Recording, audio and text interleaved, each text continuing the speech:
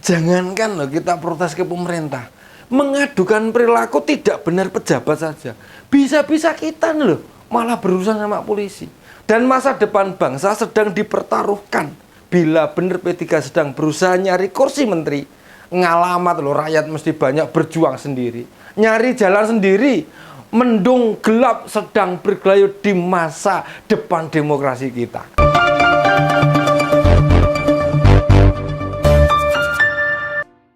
Tapi intinya siap bergabung Pak ya? Ya. Sama pemerintahan berikutnya kalau diajak. Iya, ya tentu. Kalau untuk membangun Indonesia kan harus bersama nanti ke depan. Tanda-tandanya ada. Nih, memang jadi oposisi itu tidak mudah, tidak gampang. Jalan yang ditempuh itu terjal banget dan berliku. Itu yang kayaknya bakalan diambil P3. Partai lama yang sepertinya segera merapat ke Prabowo Gibran. Nah, bila P3 jadi oposisi, mereka bisa makin nggak dilirik rakyat dalam berbagai pesta demokrasi. Yang pasti ini, November mendatang masih ada pilkada. Dan P3 tahu, tanpa merapat ke koalisi Indonesia Maju, mereka bakal makin sulit menghadapi situasi politik. P3 itu partai lama, yang pada pemilu baru saja itu gagal mencapai ambang batas parlemen. Dan itu tandanya apa? Suara pemilih partai secara nasional tidak mencapai 4%. Ini jadi sejarah kelam partai yang berusia sudah puluhan tahun. Dibandingkan dengan dua partai lain, PDIP maupun Golkar, nasib P3 tidak secerah dua partai seangkatannya. Jadi, berdasar pengakuan Pak Mardiono, PLT Ketua Umum P3, opsi bergabung bersama partai pemenang itu satu-satunya jalan terang kita sebagai rakyat bisa menilai loh, politik memang begitu. Hanya mengejar kekuasaan, bohong loh bila mereka banyak yang siap jadi oposisi. Setidaknya baru ada PDIP sama PKS yang hampir dipastikan beroposisi sama pemerintah. Itu saja ada kabar Bu Mega akan bertemu Pak Prabowo. Bagi Om Pen ya idealnya partai yang nggak menang pilpres, ya menempati posisinya saja, menempati oposisi saja, membela kepentingan rakyat. Jangan dikira, ojo dikira, jadi oposisi itu bukan tempat yang bermartabat. Hanya saja jadi oposisi mesti cerdas, bisa membedakan mana kritik, mana nyinyir saat Pak Jokowi jadi presiden dari tahun 2014 hingga Juni 2023 nanti. Suara oposisi memang banyak tenggelam pada masa itu. Dilalah ki apa ya? Kinerja Pak Jokowi nyat memang apik tenan. Bagus betul itu. Nggak main-main loh. Fokus bagaimana memperjuangkan kepentingan rakyat. Bila ada kasus korupsi terbongkar, dia itu kayak gregetan, berupaya memperingatkan anak buahnya untuk menjauhi segala tindakan yang berkaitan sama korupsi. Tapi sekarang kelihatannya nggak peduli. Wes, piye gini. Misalnya tuh Ketua KPK, Pak Firly Bahuri, yang terduga memeras tersangka hingga dicopot dari jabatannya. Apa nggak membuat kita prihatin? Baru sekarang ini loh Ketua KPK kok tersangkut-sangkut perkara korupsi.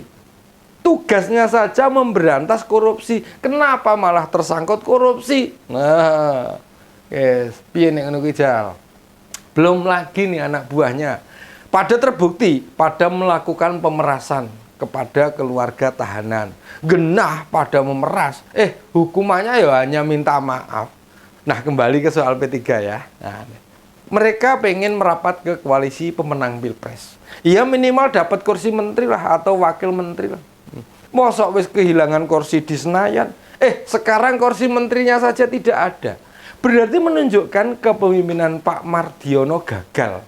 Menurunnya prestasi P3 juga menunjukkan bergabungnya Pak Sandiaga Uno tidak mempunyai dampak apapun. Mau bagaimanapun, tanpa kontribusi atau tidak ikut dalam pemerintahan, maka akan memperburuk citra partai berlambang Ka'bah tersebut. Nah, kita bisa secara jelas menilai ini. Hanya PDIP dan PKS nih yang masih konsisten menjaga, membuat persiapan untuk tidak bergabung dengan pemerintahan. Mau bagaimanapun, oposisi itu bukan perkara sepele dan sederhana. Merapat ke pemenang itu pilihan paling rasional bagi kita, rakyat Indonesia. Mestinya membutuhkan partai yang memperjuangkan kepentingan rakyat. Memang saat ini belum bisa dilihat apa yang bisa diperjuangkan atau yang dilakukan oleh pemerintah mendatang. Termasuk apakah oposisi nanti itu bisa membela kepentingan rakyat. Hanya saja begitu kemarin-kemarin jelang lebaran hingga sekarang harga sembako rata-rata naik kok, nggak bisa tuh yang mengkritik pemerintah. Padahal banyak ya yang kritik pemerintah tuh banyak. Neng harga tetap tinggi.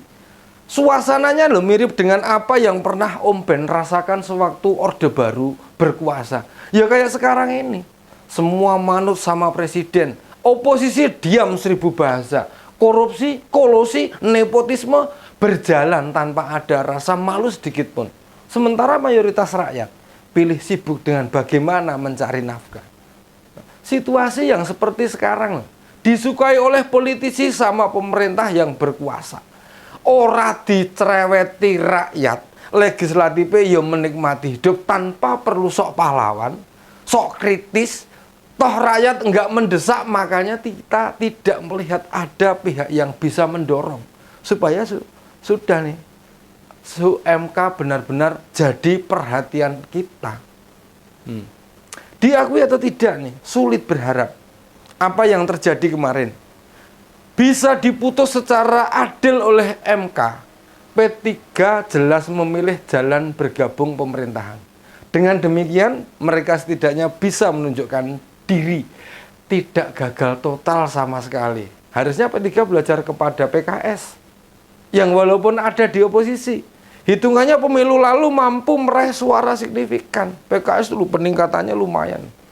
Bila sebelumnya PKS hanya menang di Depok, namun sekarang juga menang di DKI Jakarta, di Sumatera Barat, Bogor, Bekasi, Bandung. Kenapa hanya mereka yang secara pelan tapi pasti bisa menguasai legislatif di daerah penyangga Jakarta?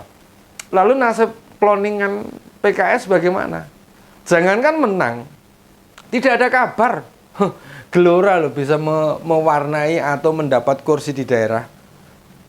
Sementara P3 kan masih bisa mengirim wakil rakyat di daerah seperti DPRD Jateng itu atau Pantura di Jateng sana. Idealnya Pak Mardiono itu tidak gegabah, tidak langsung ujuk-ujuk bergabung dengan pemenang Pilpres. Memangnya yang oposisi tidak berjuang buat memerdekakan Indonesia. Makin sedikit yang ada di oposisi, maka rakyat makin berat memperjuangkan nasib mereka. Itu pun nek pemerintahannya tuh bagus, tidak masalah. Nah, bagi generasi baby boomers atau yang pernah mengalami hidup zaman Orde Baru sangat menyiksa. Nggih, betul nih. Jangankan loh kita protes ke pemerintah, mengadukan perilaku tidak benar pejabat saja. Bisa-bisa kita nih loh malah berurusan sama polisi.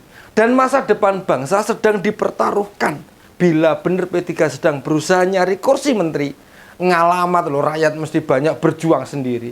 Nyari jalan sendiri, mendung gelap sedang bergelayut di masa depan demokrasi kita.